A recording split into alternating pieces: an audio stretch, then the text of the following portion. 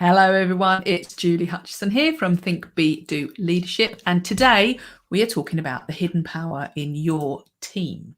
So what we want to talk about is that, well, I don't know about you, but have you ever been frustrated with people? In general, maybe not in your team, but maybe in your team too. So it's so common. I see it all the time in the work that I do as a team performance specialist and leadership specialist that we have annoying people. We see people and we think, oh my goodness, I struggle to work with them, or they are getting on my nerves, or any of those things where you just think, okay, if I have to spend another day with Bob, it's going to drive me insane. That's what we're going to talk about today. But we're going to look at it from a different perspective. So if you're listening to this live or watching this live, then hello, thank you very much. And do say hello and let me know who you are. And put hashtag live as well, so we know that you're listening live. If you're watching this on record, please put hashtag replay, and then I know to answer your questions if you have any. Wonderful. Okay, so what we're talking about then is, sometimes you look at people and you think they're like alien to me. They don't think the way I think. They don't talk the way I talk.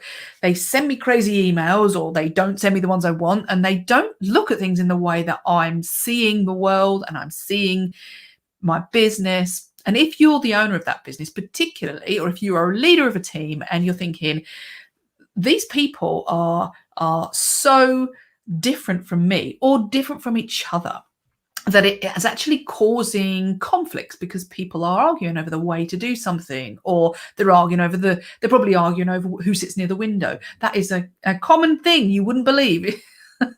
You would not believe.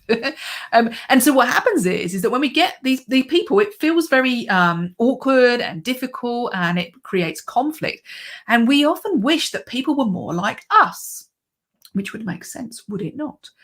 But no, it doesn't make sense, because think about it. If you have a team and everybody's the same, what happens? If you have a team of all people that are like super outgoing prima donnas, wasn't that England like a little while back and we didn't get very far?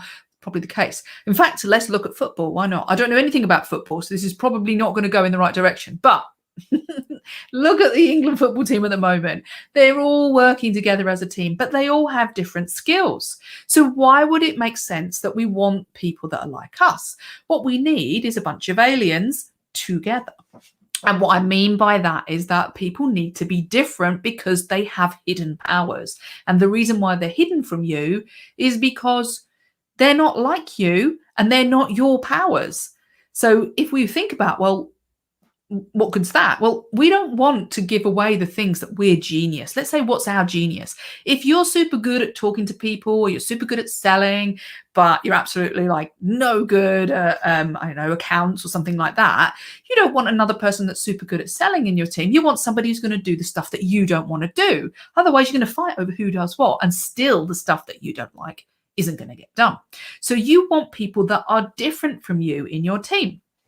But the problem with that is that brings with it difficulties, don't you think? Oh, sorry, I've got a comment and I've not been looking. It's Katie. Hello, Katie. Nice to see you. So where was I? Yeah. What we want is people that are different from us. But what we don't like is people that are different from us, which is a bit weird and a bit difficult to work out unless you look at this in a different way. And that's what I want to talk about today.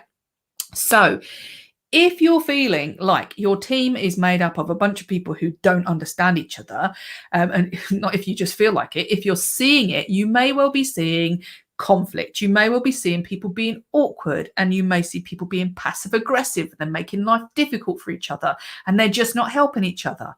And then remember what happens then is, and you may have experienced it, and if you have, do let me know, is that when people aren't working together, then they're not productive because they're too busy moaning about each other around the water cooler. Yeah. And so what I'm talking about is, well, we want people who are different. We want people who have that hidden power, but we want to be able to uncover it and be able to talk about it in a way that it's acceptable to be different. Now, that's just a ridiculous phrase, isn't it? And all of those people in diversity are going to, of course, it's acceptable to be different. And I agree. I totally agree. It is more than acceptable. It is absolutely necessary to have different people. But I'm not just talking about like the official diversity different. I'm talking about just little things and the way in which we show up, the way we communicate, the way we think about the world. And therefore, what that means is you've got a bunch of people who are all thinking about things and looking at things in a different way. So what do? Well, you move away from thinking that everybody's like negatively different from you. I see it so often where bosses are like, oh my goodness, this is the way it should be done. Yet there's 10 other people over there who are doing it in a different way, being really, really successful. So what I'm looking at is doing three things. I should read my notes really rather than just talking, shouldn't I? First of all, is that we need to look at people who we may have not necessarily respected the difference from, or the way in which they do it. We've not necessarily respected that. Is that we need to look at that with respect. We need to look like we like that, okay? And then you will begin to like it. So that's good. So what I mean by that is that often we see these differences as negative, but actually what we need to look for and turn our brains on and ask I've talked about this before, our reticular activating system, ask our system to look for the good in other people, like the difference in the way they do it, different from you. Okay, that's the first thing. So we look for, rather than hate, the differences. Secondly, what we need to do, and that maybe the way it's going to help you, is to step into the shoes of our alien friends here. So if we've got somebody who is like super quiet and you're super outgoing, if we've got somebody who loves a spreadsheet and you don't like it, then step into their shoes. So why am I saying that? Well, I'm saying it because if you're going to look at them and think, oh, well, from over here, that doesn't look so good. That doesn't look like the way to do it. And that doesn't look like it's going to be comfortable or great or any of those things. You're looking at it from your perspective, which if you want to find the hidden gems in people, that's not where you want to be. So you want to step over and start asking yourself the question, well, what's it like for Bob? Okay, what does Bob experience? Why does he want to do it like that? Let's have a look at Bob. You can even ask him or her. Okay, and the third thing is, and this is one of the things that came out from a session that I did with the wonderful company called Dialogue Geek, who I'm going to bring up in a minute because they were enjoying themselves, bring up to show you how this can work. Well, what I mean is that we want to make it, number 3, fun. Why am I saying that? Well, sometimes when you want to say something to somebody and you think, I don't want to hurt their feelings, so I don't really want to say that because that might hurt their feelings. Yeah. So what you need to do is to find a way to have a language that can make it fun to highlight some of these differences. And you may be thinking, that's just ridiculous, Julie. You can't have a language that is fun to highlight something that you don't like about somebody. But that's why we do the first 2 steps, which is stop disliking it and start liking it. Okay, if you make it fun that people are different, if you make it interesting, if you make it normal that people are different, then you will start to be able to talk about those differences without having to hide it under a bushel or feel awkward about it. You can just bring it out in the open because there's nothing wrong with being different. Okay, so let's have a think about that then. So how do you do that?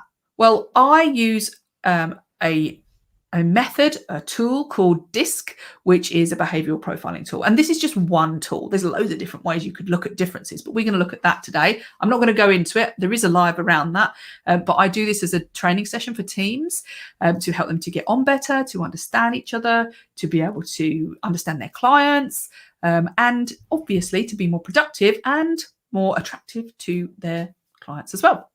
So we're going to talk about it from this sense of using a tool. Now, I use DISC. We're not going to delve into the tool. What I want you to look at is DISC gives you a language of how people are. So we kind of look at 4 different things. We look at people who are perhaps more dominant, people who are more inspirational and outgoing and fun. We look at people who are more like the glue in the team and more steady. And then we look at people who are much more about creating rules and running by the rules and keeping us all safe from doing something stupid. Okay, so we've got people who are outgoing, people who are not outgoing, people who are task focused, people who are not task focused. And what that does is it brings about a set of different behavioral types. Talked about this before. If you are able to see, I was going to say label, but I don't want to use that word. If you're able to see how people see their world from either a task focused or a people focused, either from an outgoing perspective, from an introvert perspective. If you see where that person's coming from, then it's okay to then talk about it, because you're seeing it from their perspective. You're stepping into their shoes. You're not taking the mickey or making them out to be a bad person or that they're doing everything wrong. You're just interested. And it means that you have a language of communication so that you can bring up things without being in conflict, without making people feel uncomfortable. So you need the language to go with the stepping into the shoes and looking at people so that you can talk about it. And if you have a language to use that is non-judgmental, that is valuing people's genius, is valuing that their value to the team, then it can be fun because it doesn't feel bad. Does that make sense? If it does make sense, let me know. If it doesn't make sense, ask me the question. Please feel free. Then I know you're there. So I use DISC, and what that does is give people a little taster of and an understanding of the way in which people see things differently, which stops them from fighting, which stops them from looking at them like they're aliens, and starts making them think, well, voila, here we go. That's really useful. That's what people start to think. They stop looking at Bob and thinking, oh my God, he drives me insane. They start thinking, hang on a minute, I hate this, but Bob loves that. And then we're able to share and we're able to collaborate more because people like different things, therefore are going to be good at different things, which means that you don't have to do the stuff you don't like. That would be good, wouldn't it?